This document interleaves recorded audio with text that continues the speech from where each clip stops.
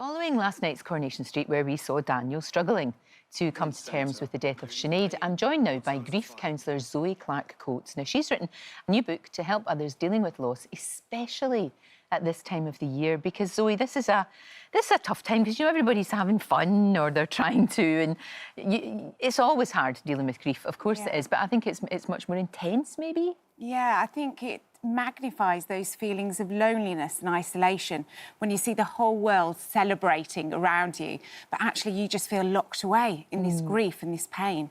Because you've written about this in the book, It's Beyond Goodbye, and the thing about it is you've gone through this yourself. Yeah. And round about this time of year, you know, when you had a miscarriage, and you've had to somehow deal with that. But what I like about this is it's good, solid, common sense advice. Yeah. Well, this is the book that I needed. And I think when you're going through loss, you don't know where to reach out. You don't know where to get your support from. And you feel like you're the only person in the world going through such earth-shattering pain.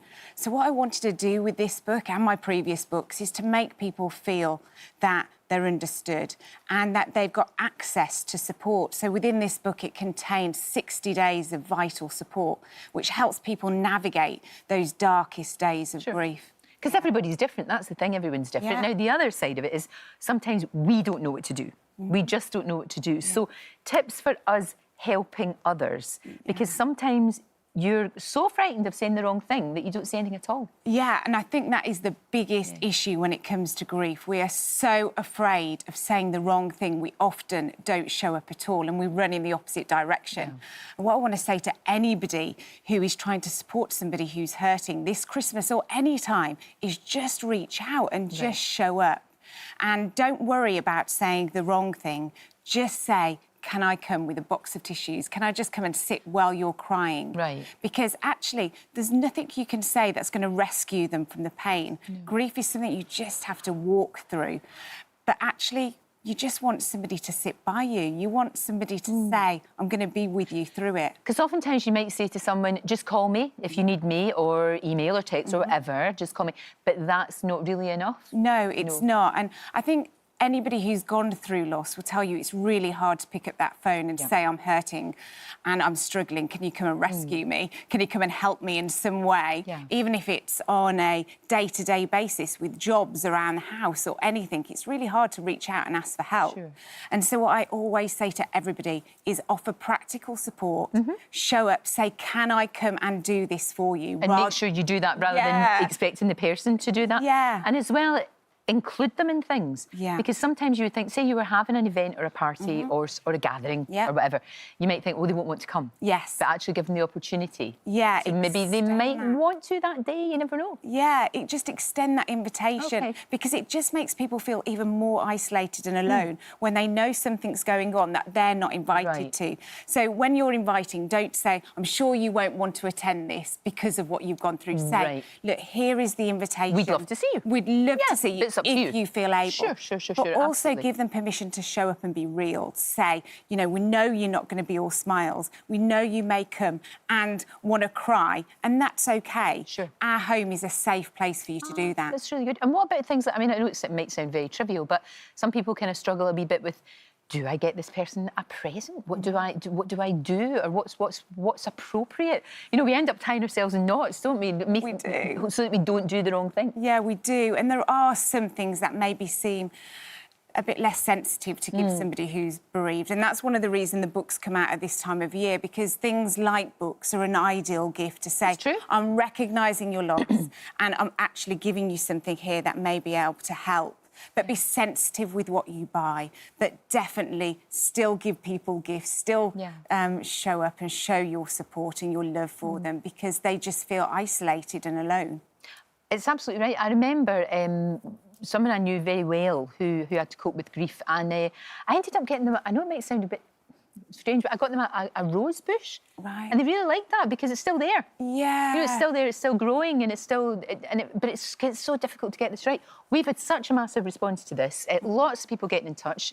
Let's start with a question from Nikki. Now, Nikki's husband sadly died of cancer in 2016. Nikki, what do you want to ask? Hi, so this is the first Christmas since he passed away in 2016 that I actually feel really happy and excited, which is amazing. But I did want to ask, how do you continue to move forward without feeling guilty? Yeah, and this is something that so many people struggle with, Nikki. You're certainly not alone in that. And I think a lot of people connect their grief to the person that they love. And so it's very, very difficult for people when they're moving forward to say that your grief doesn't connect you to the person you've lost. Right. Your love does. And actually the person that you've loved and lost will want you to move forward in a happy way. They'll want you to find purpose and a life again. So you can do that guilt-free, knowing the fact that they're moving forward with you into the next chapter of your life. Yeah, that makes perfect sense. And I'm really glad that you feel in a place now, Nikki, that you can celebrate, because you're allowed, and he would have wanted you to do that. Thank you so much. Yeah. We've also got a question from Rebecca in Norwich. She's a mum of one, but has recently experienced her third miscarriage.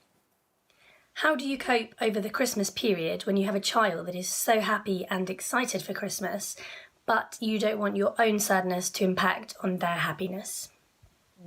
And that's a really good point, isn't it? Such a good question. And I think anybody who's a parent will completely get the fact that when you're navigating grief, you're just desperately trying to protect your children and wanting them to still experience joy and happiness. Firstly, I'd say be honest with your children, because children can understand grief and loss if you explain in easy language. So explain to them that Christmas may not be what it is usually, what it has been in previous years, because they will get that and they will understand that.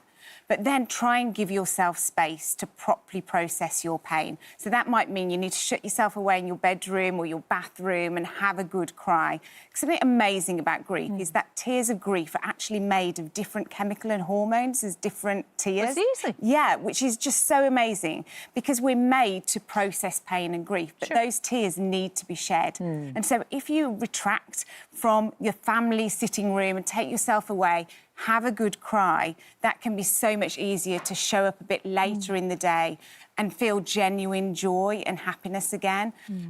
Because children can see through that. They can see through a fake smile. So just giving yourself time to process that pain and to be real, even if that's in private. No, that makes perfect sense. And they've got to realise that you are going through that as well, and you have to share that experience. And like you say, and you say it very, very well, Zoe, everybody is different. Everybody's experience is different. It's how you cope with it, and this will help. Thank you so much. And Zoe's book, Beyond Goodbye, is out now. Thank you very much. There's also loads of information on our website about dealing with grief at any time of the year.